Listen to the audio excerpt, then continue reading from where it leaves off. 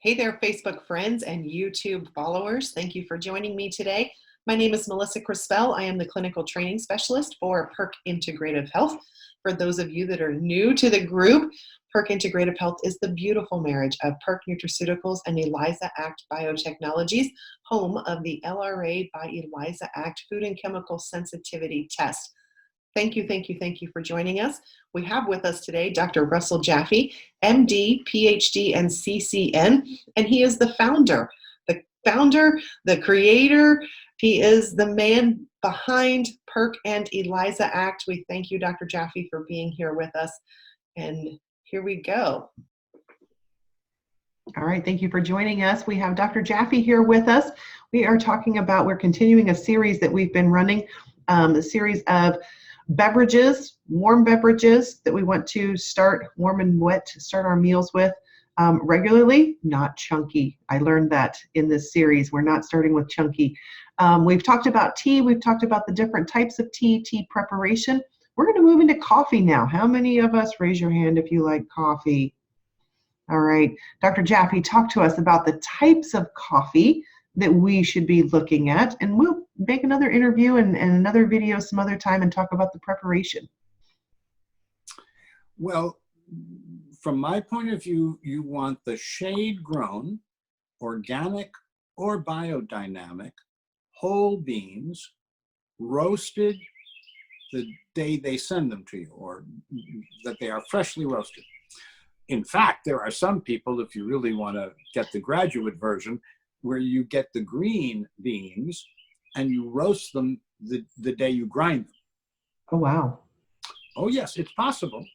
As I said, that's where you're going for a level of elegance that most of us cannot comprehend. So you can get from the Big Island of Hawaii, from Costa Rica, from Ethiopia, organic, whole, roasted beans. And if you have the opportunity, in many communities, there are places that will sell you the green beans and roast them for you, either not necessarily on the spot, but maybe overnight. So like you call up and say, I'd like a pound or two of Sumatra organic pea-berry beans. And they say, okay, tomorrow at 10 in the morning, we'll have it available for curbside delivery. Nice. And it makes a big difference. I mean, it does make a big difference. The one that's my favorite at the moment does come from the Big Island and is organic, biodynamic, getting to be biodynamic. Nature actually is biodynamic, but that's where Rudolf Steiner got the system from. And this fellow very carefully tends his understory. Coffee can be grown in the sunlight, and then you get more beans, but less nutrition. And that's less of the good stuff. And he very carefully selects, roasts the day or so when he sends it to you. And if you buy them, say 8 ounces at a time, the shipping charge is not that much, but it does come from Hawaii. And then I put them in the freezer until I'm ready, to take that 8-ounce unit, put it in the coffee grinder and grind it. Now, what are the benefits of coffee? Well, it reduces type 2 diabetes. It improves cardiovascular health and lowers blood lipids. It stimulates liver function unless you're nutritionally severely deprived or drinking too much alcohol, because it is associated with either repair or scarring in your liver. Some reports suggest that gout is more likely in people drinking coffee. I interpret that data as follows. If you have a typical coffee, it is acidic. Anything that's acidic will make your body more acidic. If you have metabolic acidosis, which means magnesium deficiency, and many people do, far too many people do. And we do have and encourage the enhanced uptake and chaperone retention of magnesium and choline citrate. So when you have an acid milieu, an acid environment, especially in the joints in your feet, like your toes, and you add the acids of coffee. Now, my coffee happens to be very low acid. But if you have a typical coffee, it will be acidic. You can put a pH meter in it. It'll be right around 4.5. So I think that's the answer. And the answer to gout, from my point of view, is to enhance your immune defense and repair abilities, nutritionally and immunologically. And then you should put paid, or never have again a gouty attack. And anyone who's had gout will tell you they don't want to have it again. It's like kidney stones. I was going to say it's like birth, because kidney stones are bad. But as a man, I can only observe.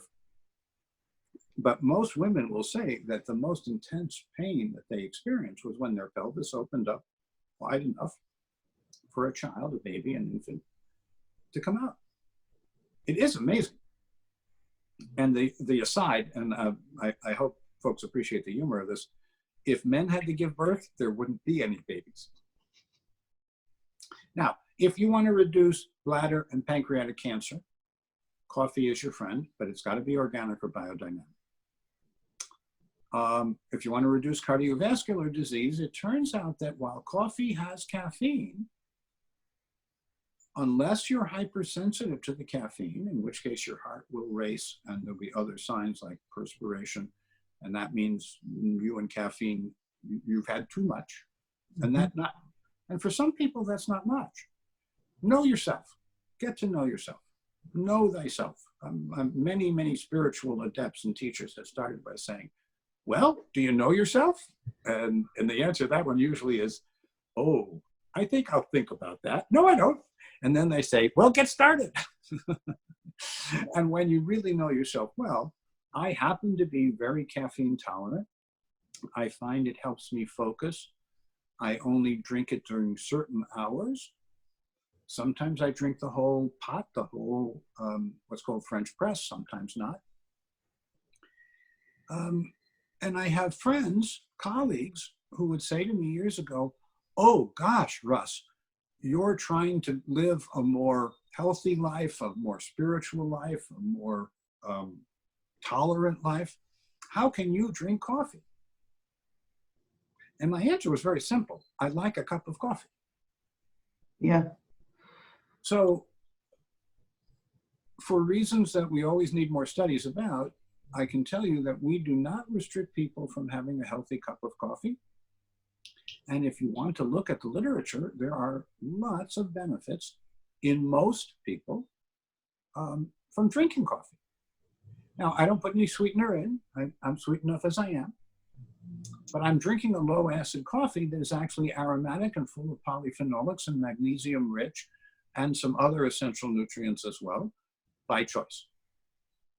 And if that costs me a little bit more, I'm willing to pay a premium to get that quality. So to me, it's about value, and the value would be in what we are recommending, which is freshly roasted, organic, whole beans that are grown in what's called the understory. So they're not out in the sun, they're shade grown.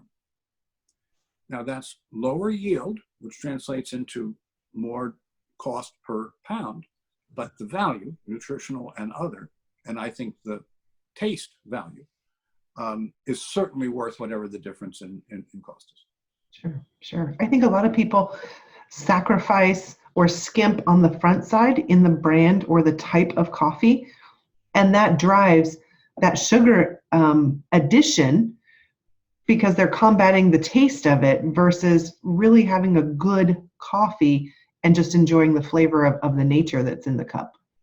I quite agree. And that's why other beverages like tea, maybe even adult beverages, exist as well. That's right. And we'll talk about adult beverages the next time we're together.